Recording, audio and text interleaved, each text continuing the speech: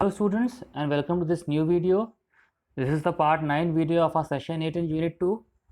Unit 2 is web applications, and in this unit we are studying about we are currently studying session 8, which is about internet security. So in this part 9 video of session 8 we are now going to study about the next topic, which is in private browsing and cookies. So let us first see what are cookies. See, cookies are small files that websites put on our PC to store information about the user and the user's preferences. Okay, preferences means what? See, every user performs a specific type of activities on the website. Every user is interested in a particular piece of information on the website, or he may be interested in some particular set of items on the website. That is known as the user's preferences. Okay, so what do websites use? I've told you this before also, that the website stores the user's activities and its preferences records on the user's own system in the form of small files known as cookies. So these are the small files. Cookies are small files that the websites which the user is visiting, those websites will store the cookies on the PC, on the user's PC, to store information about the users and his preferences, his or her preferences. So what can cookies do?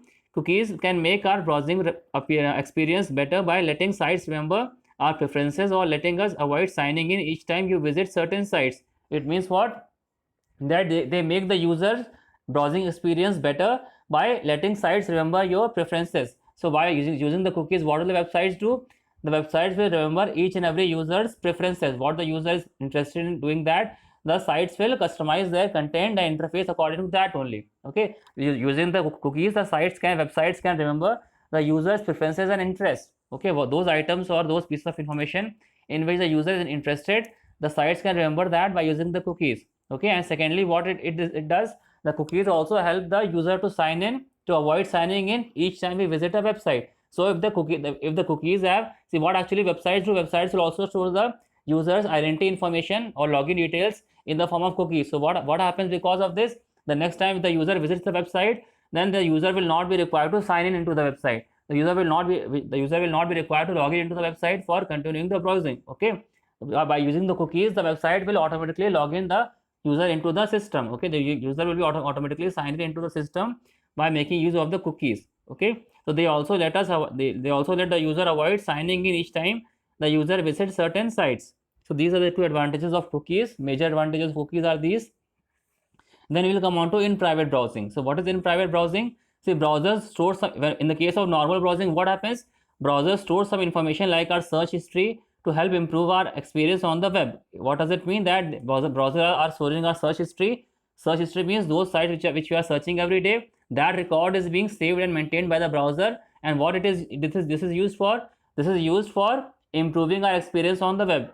How it improves our experience? Because of which? Because the browser will use this information for showing us those websites which we are searching for the most number of times. So the browsers will show those websites on a priority basis to us, which are coming first in our search history. Okay, which are most frequently searched in our search history. Okay, so in this way browsers are storing information about our searching history and other things to help improving our browsing experience on the web. So because of this search history, the browsers are able to search the content in a more better way for us. Okay, they will present those sites more fastly to us which are most frequently searched in the search in the previous search history. Okay, but what happens when you use in private browsing? Then what will happen? Information like password, search history and page history is deleted once you close the tab. So in the case of normal browsing, what happens? The information like passwords and search history are retained. They are stored by the browser even after we have closed the tab, even after we have closed the browser window. Then also what will happen? The search history and other things like password, search history, page history, all this information will be saved somewhere by the browser. But what happens in the case of in private browsing? In case of in private browsing, all these different types of information like password, search history and page history are deleted as soon as the visitor closes the tab. So the advantage is that when we don't want our search information to be stored by the browser, then we can use this in private browsing feature so that our information will not be saved by the browser. Okay, so this in private browsing you can use when we are working on some insecure system. Okay, or we are working on the system of somebody else. So what will happen? Sometimes we don't want to disclose our search history to other people. Okay, so then what we can do in order to prevent our prevent revealing our search history, in order to hide our search history, what we can do, we can use in private browsing feature, using which our information like password, search history and page history will not be saved on the by the browser, and they will not be visible to others also. When somebody else will open the browser, then he will not be able to see what particular sites we have searched on the internet. Okay, so this is the use of this in private browsing feature. How we can open, and now we will see how we can open an in private browsing session. To open an in private browsing session, right, select the Internet Explorer icon on the taskbar and select start in private browsing. So what you have to do, first of all, right select the Internet Explorer icon on the taskbar.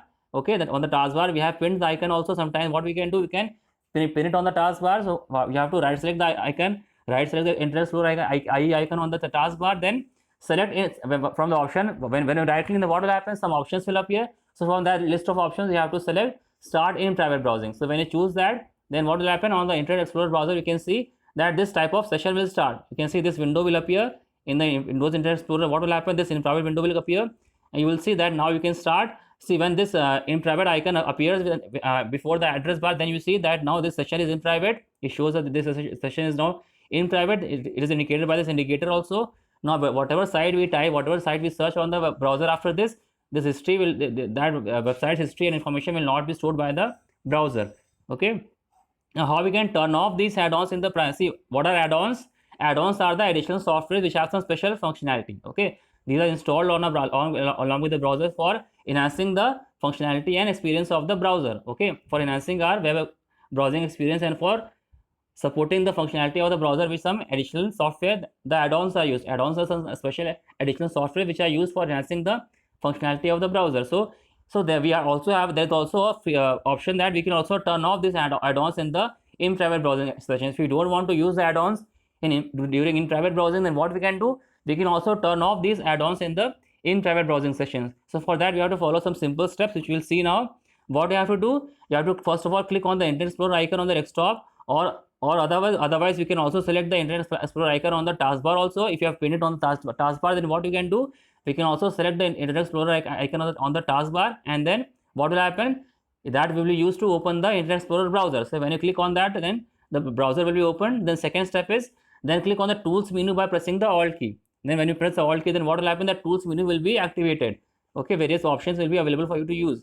Then the third step will be, click internet options to open the internet option dialog box. So I have to click on the internet options. So what will happen, the internet options dialog box will open. Then within that internet option dialog box, what you have to go, which option you have to choose, now you have to click on the privacy tab. See, there in the internet options dialog box is having many tabs over there. From there, what you will choose, you will choose the privacy tab. So you can see this internet option dialog box is shown over here. What is there, different types of tabs are there. From there, click on the privacy tab and then select the disable toolbars and extensions when in private browsing starts checkbox. You have to check.